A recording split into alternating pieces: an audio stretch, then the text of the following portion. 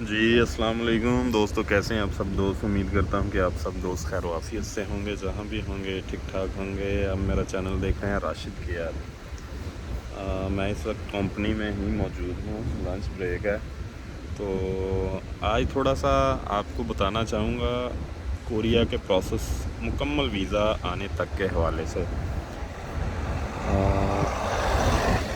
चूँकि आप लोग ऑलरेडी जानते हैं बहुत कुछ, लेकिन गाए बगाए सवालात नए लड़के भी अब ऐड होने जा रहे हैं ना 2022 के हवाले से। तो मैंने कहा उस हवाले से भी कुछ ऐड कर दूं, ज़्यादा से ज़्यादा जितना हो सके, ताकि नए लड़कों के लिए कुछ जो अभी 2023 में न्यू कुरंदाजी भी होगी ना, तो उसमें भी ज़ाहिर है कि लड़कों को प्रोसेस समझने में थोड़ी मुश्किलात हो सकती हैं कि कितनी देर लगती है वीज़ा आने में, इसका मुकम्मल प्रोसेस क्या है। तो अभी रिसेंटली लड़कियों की लिस्ट लगी है 2022 वालों की जो पास हुए हैं, तो उनके लिए भी ये जो है ना वीडियो मुफीद साबित हो सकती है। तो मैं बस रोड पे बैठा हूँ अपनी फैक्ट्री के सामने, लंच ब्रेक के बाद लंच ब्रेक है, तो थोड़ा बहुत शोर भी आ सकता है क्योंकि गाड़ियाँ भी गुजरेंगी, लेकिन कोई नहीं, आप शोर को अवॉइड करके मैं कोशिश करूँगा जहाँ थोड़ा शोर हो उधर कंट्रोल कर लूँ अपना आप को थोड़ा सा। अच्छा जी, इसका मैं शुरू से लेके एंड तक आपको चंद मिनटों में बताने की कोशिश करूँगा। आपने वीडियो मुकम्मल लाजमी देखनी है। सबसे पहले कोरिया में आने के लिए पाकिस्तान में एक लकी ड्रा मुनक्किद किया जाता है ओईसी के तहत, ओवरसीज़ के तहत। उसमें रजिस्ट्रेशन करवाई जाती है। अभी नेक्स्ट ईयर 2023 में भी वो होगा इंशाल्लाह। तो उसकी जब ऐड आएगी हर चीज़ आपके साथ शेयर कर दी जाएगी। रिक्वायरमेंट डॉक्यूमेंट, वो ऑनलाइन रजिस्ट्रेशन होती है, उसकी मेरा ख्याल गालबन 500 या 1000 फ़ीस रखी जाती है। तो वो कोरिया में आप किसी भी जगह बैठकर ऑनलाइन उस पर रजिस्ट्रेशन करवा सकते हैं, जो जो वो डॉक्यूमेंट मांगें उसके मुताबिक। उसके बाद रजिस्ट्रेशन हो जाती है, तो उसके बाद लक्की ड्रा का दिन होता है कि किस दिन लक्की ड्रा होना है। और फ़र्ज़ करें कि 50,000 लड़के ने करवाई है रजिस्ट्रेशन, तो उसमें से सिलेक्ट तो 10-12 हज़ार ही होना, जिन्होंने पेपर देना ना, उन्होंने इतना ही करना होता है। तो लक्की ड्रा वाले दिन जनाब अली, वो 10,000 बंदा अगर फ़र्ज़ करें सिलेक्ट करते हैं, तो उसमें फिर आपने अपना नाम चेक करना होता है। तो जिस जिस बंदे का लक्की ड्रा में नाम आ जाता है, उसका फिर बाद में जो पेपर कोरिया के लिए देना होता है, उसका शेड्यूल जारी करता है ओईसी। यानी कि जो 10,000 उस लिस्ट में आ जाएगा वही पेपर देने का अहल होगा।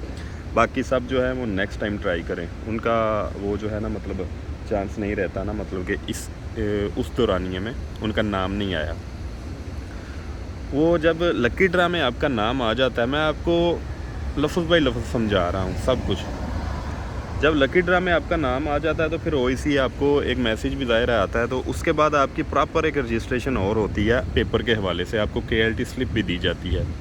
तो उसके बाद पेपर के लिए लिस्ट आ जाती है। तो पेपर का जो आपका दिन होता है, जो फर्स्ट टाइम पेपर हो, सेकंड टाइम, आपका सारा प्रोसेस ऑनलाइन आप चेक कर सकते हैं जब पेपर की लिस्ट लग जाती है ओईसी एचआरडी की तरफ से। बेसिकली तो एचआरडी पहले लगाता है, उसके बाद ओईसी जो शाया कर देता है। उसके बाद जनाब अली आपका एग्ज़ाम होता है। एग्ज़ाम 1 माह चलता है, 2 माह चलता है, सब लड़कों के होने होते हैं। फिर उसके बाद आपका स्किल टेस्ट भी होता है। अभी इस दफ़ा तो साथ ही उन्होंने स्किल टेस्ट ले लिया, तो मेरिट 110 लगा है ना टोटल, आपको पता ही होगा जो 2022 का मेरिट लगा अभी। तो ऐसे ही मेरिट लगेगा, और जो लड़के मेरिट में कंफर्म होंगे, मतलब कि पास हो जाएंगे, उस वाले से मैं अपडेट इंशाल्लाह जैसे जैसे मुझे टाइम मिले मैं देता ही रहता हूँ ना। तो जब जो जो लड़का मेरिट में कंफर्म हो जाएगा, पास हो जाएगा, स्किल टेस्ट में भी, ये दूसरा कंप्यूटर टेस्ट है सीबीटी, उसमें भी, तो फिर आपके डॉक्यूमेंट जमा होंगे जॉब के लिए, मतलब कि रोस्टर फार्म, जॉब फार्म जो ओईसी जमा करता है, जो अभी मैंने पिछली वीडियो उस पर बनाई है कि जो जो चीज़ें ज़रूरत है वो आप जाके ओईसी जमा कराएं। मेडिकल वगैरह होगा, फिर आपका वो जॉब फार्म, रोस्टर फार्म, हर चीज़ मुकम्मल होके ओईसी में जमा हो जाएगी। उसके बाद प्रोसेस शुरू होता है आपका, यहाँ से आपका असल प्रोसेस शुरू होता है डॉक्यूमेंट का कोरिया आने का। तो यहाँ से आपका डॉक्यूमेंट का शुरू होता है कि ओईसी सबसे पहले आपके डॉक्यूमेंट कोरिया भेजता है। जमा करवाने के बाद जो आपकी तफसीलात हैं, आपने पेपर पास किया, जो भी मतलब आपका सारा डाटा जो है वो कोरिया भेजता है। लेकिन पास होने वालों का, सिर्फ फेल होने वालों का नहीं, जो पास होंगे मेरिट में आएंगे। तो आपकी आईडी पे जब वो भेज देंगे, जब आप अपनी आईडी बनाएंगे ओईसी मतलब एचआरडी की साइट पे जाके, तो उधर भेजना लिखा आएगा कि आपके डॉक्यूमेंट कोरिया आ गए हैं। भेजना लिखा आएगा कि सबसे पहले तो पास लिखा आएगा जो पासिंग डेट होगी, उसके बाद भेजना लिखा आएगा तब जब ओईसी आपके डॉक्यूमेंट सेंड कर देगा।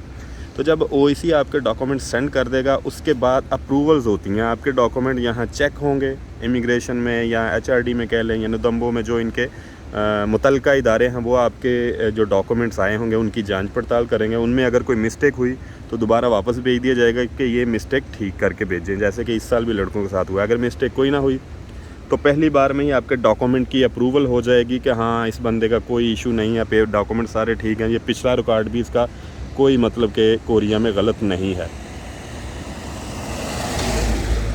अच्छा, मैं पिछला रिकॉर्ड इसलिए कह रहा हूँ कि खुदा ना खास्ता बंदा पहले रह के गया हो, कोई इशू हुआ हो या कोरिया में उसके पर केस हो, मैंने इसलिए रह रहा हूँ। बाकी फ़्रेश लड़के जो अप्लाई करते हैं उनका तो होता ही कोई नहीं है ना। तो उसके बाद आपके डॉक्यूमेंट अप्रूवल हो जाते हैं तो मंजूरी लिखा आ जाता है। यहाँ से फिर असल स्टेज शुरू होता है वीज़ा के लिए। वीज़ा के लिए फिर आपके जो डॉक्यूमेंट होते हैं ना, अहल होते हैं, आपकी अप्रूवल मुकम्मल हो चुकी होती है। उसके बाद आपका जो इजरा होना होता है, मतलब कि कॉन्ट्रैक्ट किसी कंपनी ने आपको सेलेक्ट करना होता है, वो फिर डेट्स आती हैं हर 2 माह बाद तकरीबन, जब कंपनियां लड़के सेलेक्ट करती हैं पाकिस्तान से या अदर कंट्रीज़ से। तो फिर वहाँ से जो कंपनी को उसकी मतलब रिक्वायरमेंट के मुताबिक, एज के मुताबिक बंदा चाहिए होता है, वो उधर दफ्तर में जाके उसकी रजिस्ट्रेशन शिनचम करवाते हैं। बेसिकली वो तो शिनचम कराते हैं, लेकिन आम अल्फाज में वहाँ जाके रजिस्ट्रेशन करानी पड़ती है कि हमें इतने बंदे चाहिए, इस कंट्री के चाहिए। अगर वो पाकिस्तान के बंदे सेलेक्ट करते हैं फिर वो एज भी बताते हैं कि हमें 20 साल का लड़का चाहिए, 22 साल का, 24 साल का, उसकी इतनी एज हो, इतना वेट, वो हर चीज़ चेक करते हैं। उसके बाद वो डन करते हैं। जब वो डन करते हैं, आपको कोई भी कंपनी आपको सेलेक्ट कर सकती है। जब आपको कोई कंपनी सेलेक्ट कर लेती है तो आपकी आईडी पे लिखा आ जाता है इजरा हो गया। इजरा होने के बाद वो कुछ फ़ीस होती है वो अदा करते हैं, तो आपका कॉन्ट्रैक्ट ट्रांसफ़र हो जाता है, जहाँ लिखा जाता है रीफ्यूज़ हो गया, मतलब कि उर्दू में रीफ्यूज़ और इंग्लिश में कॉन्ट्रैक्ट ट्रांसफ़र्ड, यानी कि कॉन्ट्रैक्ट ओईसी पहुंच गया है। उसके बाद ओईसी से आपको कॉल आती है कि आपका जो वीज़ा है वो आ गया है, आपका कॉन्ट्रैक्ट कंपनी की तरफ से आ गया है, तो आया कि आप ये डॉक्यूमेंट लेके, इतनी फ़ीस लेके ओईसी आ जाए। वो मतलब वीज़े का प्रोसेस शुरू हो जाता है। तो आपने वो जमा करवाने होते हैं जाके, जो फ़ीस होती हैं। तो उसके बाद अगर आईडी पे देखेंगे तो लिखा आ जाएगा माहदे पर दस्तखत हो गए, आपको कॉल आने के बाद, क्योंकि आपने कॉल पिक कर ली ना, तो माहदे पर दस्तखत हो गए। उसके बाद आता है सीसीवीआई का मरहला। सीसीवीआई भी एक डॉक्यूमेंट होता है जिसके बाद आप अश्योर होते हैं कि अभी आपका वीज़ा लगेगा। तो सीसीवीआई वो भी कंपनी पे डिपेंड होता है, उन्होंने शिनचन की होती है अपने शेड्यूल के हिसाब से। किसी को 2 माह लग जाते हैं, किसी को 3 माह आने में लग जाते हैं वीज़ा आने के बाद। तो उसकी भी इतनी टेंशन परेशानी लेने की ज़रूरत नहीं है, इंशाल्लाह वो भी आहिस्ता आहिस्ता अपने रूटीन के साथ हो जाता है। तो जनाब, सीसीवीआई होने के बाद जब सीसीवीआई का इजरा आपका हो जाता है, अप्रूवल हो जाती है,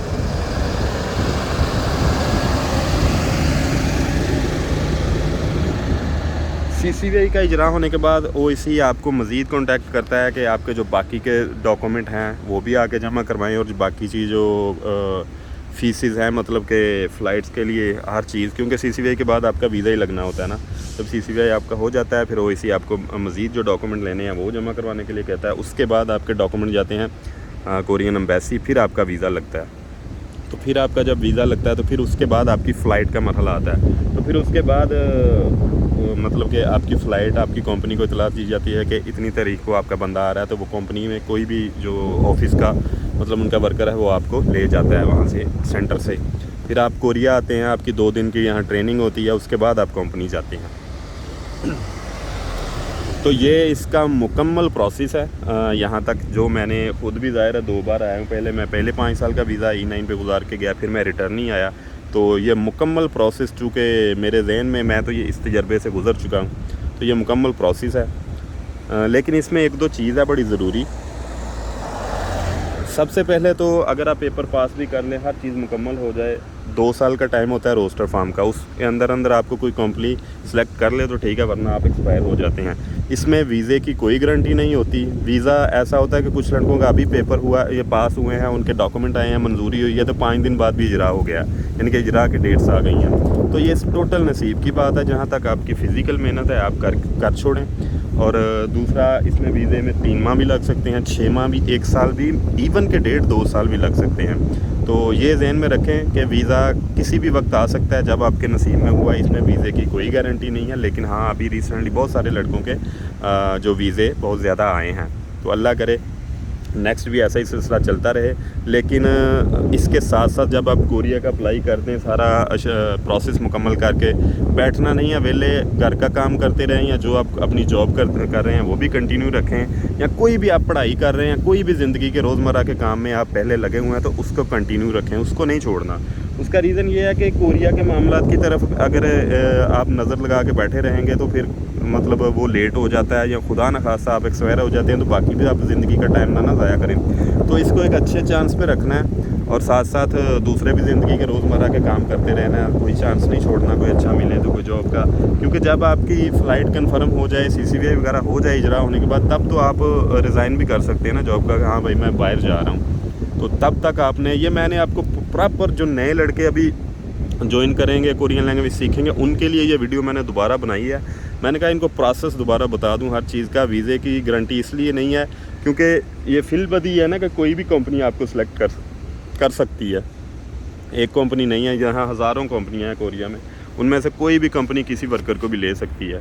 तो बस ये दुआ करें कि अल्लाह ताला की ज़ात ने जो टाइम लिखा है, जैसे लिखा है, वो बेहतरी के साथ आए। बस ये दुआ करनी है, सबके लिए करनी है, ताकि जो टाइम आपके लिए अल्लाह ताला की ज़ात ने बेहतर मुकर्रर किया ना, उससे अच्छा टाइम तो कोई हो नहीं सकता ना। तो इसलिए जब भी कोरिया के लिए अप्लाई करें, जो भी करें, तो बड़े हम्बल तरीके से सब्र का दामन हाथ नहीं छोड़ना। ये बड़े सब्र के काम है ना कोरिया के हवाले से, इसमें बेसब्री बिल्कुल काम नहीं आएगी। और अगर आप बेसब्री करेंगे तो फिर आप मायूस भी होने लगेंगे। तो इससे बेहतर ये है कि आप अपने रोज़मर्रा के काम भी जारी रखें और इसको एक अच्छे ऑप्शन पर रखें, ना कि आपके वालिदैन आपकी वजह से परेशान हो। और दूसरी ज़रूरी बात यह है कि खप ना डालें जब तक आपका प्रोसेस, अल्लाह करे आपका जब तक वीज़ा आ ना जाए, तो आप ऐसी खप ना डालें जब तक आप कोरिया ना आ जाएँ, वरना आपको आपके दोस्त, आपके रिश्तेदार ही पूछते रहेंगे कब जा रहे हैं, कैसे जा रहे हैं, फ़लाँ। क्योंकि कोरिया का प्रोसेस है ज़रा आराम देना, स्लो चलता है, मतलब कि आराम से आपका जो पेपर का प्रोसेस है यही 1 साल ले जाता है। उसके बाद फिर आपकी अगली स्ट्रगल दुआओं की शुरू होती है जब आपके डॉक्यूमेंट कोरिया होते हैं। तो ये कोरिया का प्रोसेस है, ये जो पुराने लड़के हैं वो भी जानते हैं, लेकिन अभी जो आएंगे वो भी इसको देख लें, किसी का शेयर करना चाहते हैं नए अप्लाई करने वाले लड़के से, उसके साथ भी करते हैं। और जो वीडियो में थोड़ा बहुत ये गाड़ियों का शोर आया, उसलिए मैं माजरत ख्वाह हूँ, क्योंकि मैं ना यहाँ थोड़ा सा मौसम जो है ना वो ठंडा ठंडा फील हो रहा, तो मैं धूप में बैठा था ना, बाहर कंपनी के सामने और भी दोस्त बैठे हैं साथ में, तो मैं धूप में बैठा था, थोड़ा सा ना मतलब धूप अच्छी लग रही थी, फील में कर रहा था धूप को, तो इसलिए माजरत ऐसे शोर के लिए जो वीडियो में आएगा। तो लेकिन ये थोड़ी सी ज़रूरी। अच्छा, मैं एक और बात बता दूं कि मैं रिपीट इसलिए करता हूं कि नए जो आने वाले लड़के ऐड होते हैं उनके लिए भी शायद ये फ़ायदेमंद होना ये, वरना मैं पहले भी ऐसी वीडियोस बना चुका हूं। लेकिन ये ज़ाहिर सी बात है कि जब नए लड़के ज्वाइन करते हैं तो वो कुछ नया ही मांगते हैं, वो पुरानी वीडियोस की तरफ शायद नहीं जा पाते। लेकिन जो लड़के भी नए यहाँ इस चैनल में ऐड होते हैं उनसे गुजारिश है कि जो मेरी पुरानी वीडियोस भी हैं, तकरीबन हर टॉपिक पे मैंने वीडियो बनाई है, इन्फॉर्मेशन के अलावा भी, मतलब कि जो प्रोसेस है कोरिया का सारा उसको लेकर, चूँकि मुझे भी 10 साल कोरिया में हो गए हैं, तो ये प्रोसेस के तहत मतलब कि इसको मैं शुरू से समझता आया हूँ। अल्हम्दुलिल्लाह कोरियन लैंग्वेज भी थोड़ी बहुत मैं जानता हूँ जितनी, तो उस हवाले से मैं आपको गाइड करने की कोशिश गाय करता रहता हूँ। बस आपने हम्बल रहना है, जुड़े रहना है, और कोशिश करनी है कि और दोस्तों को भी इस चैनल के साथ जोड़े, ताकि इसके अलावा ये तो प्रोसेस है ना, इसके अलावा जो इन्फॉर्मेशन है इंशाल्लाह ताला, इससे पिछली वीडियोस में भी आपको मैंने कोशिश की है कि अच्छी और अथेंटिक इन्फॉर्मेशन दूँ, और नेक्स्ट भी इंशाल्लाह ताला यही ट्राई जारी रहेगी। अदरवाइज़ आपके साथ कोई गलत बयानी करना मेरा ना कभी मकसद रहा है, ना मैं कभी ये काम करूँगा। इंशाल्लाह ताला जो हक़ और सच होगा कोशिश करूँगा कि वही बयान करता रहूँ, ताकि आने वाले लड़कों को कम से कम, ये नए आने वाले कोई भी जो लड़के हैं ना, जो भी आएंगे, जो आने वाले हैं, जो कभी अप्लाई करेंगे, तो उनके साथ ये शेयर लाजमी कर दिया करें, ताकि उनको प्रॉपर प्रोसेस का पता चल जाए कि कोरिया का निज़ाम क्या है, कि मतलब उसमें वीज़ा आने में कितनी देर लग जाती है, क्या हिसाब है, टोटल इसके A to Z मामला क्या हैं। तो फ़िलहाल मुझे इजाज़त दें, अपनी दुआओं में याद रखें, और दोस्तों के साथ भी शेयर कर दें वीडियो को। जो लड़के नए जुड़ते हैं वो चैनल को ज्वाइन कर लिया करें, यानी कि चैनल को सब्सक्राइब कर लिया करें। इंशाल्लाह ताला आपसे गपशप होती रहेगी ताकि आप तक नोटिफिकेशन पहुंच जाए ना। सब्सक्राइब का ये बेनिफिट होगा आपको कि आप तक नोटिफिकेशन पहुंच जाएगा। मैं कोई भी वीडियो अपलोड करूंगा तो वो ज़ाहिर है आप तक नोटिफिकेशन जाएगा तो आप देख सकेंगे। तो अपनी दुआ में याद रखा करें और दुआ किया करें कि अल्लाह ताला की ज़ात मुझे भी तौफीक देती रहे कि मैं जब भी मुझे टाइम मिले आपके लिए किसी न किसी हवाले से, कोई गाइडेंस के हवाले से, कोई मतलब इन्फॉर्मेशन पे तो मैं वीडियो ज़ाहिर है जब मुझे मिलती है तभी बना देता हूँ, लेकिन मैं मज़ीद इंशाल्लाह ताला कोई गाइडेंस के हवाले से भी जारी रखूँगा काम। तो आपका कोई क्वेश्चन हो तो आपने कमेंट में वो ऐड करना है, इंशाल्लाह ताला उसका भी जवाब दिया जाएगा। अल्लाह ताला आप सब का हामी नासर हो। अल्लाह निगहबान।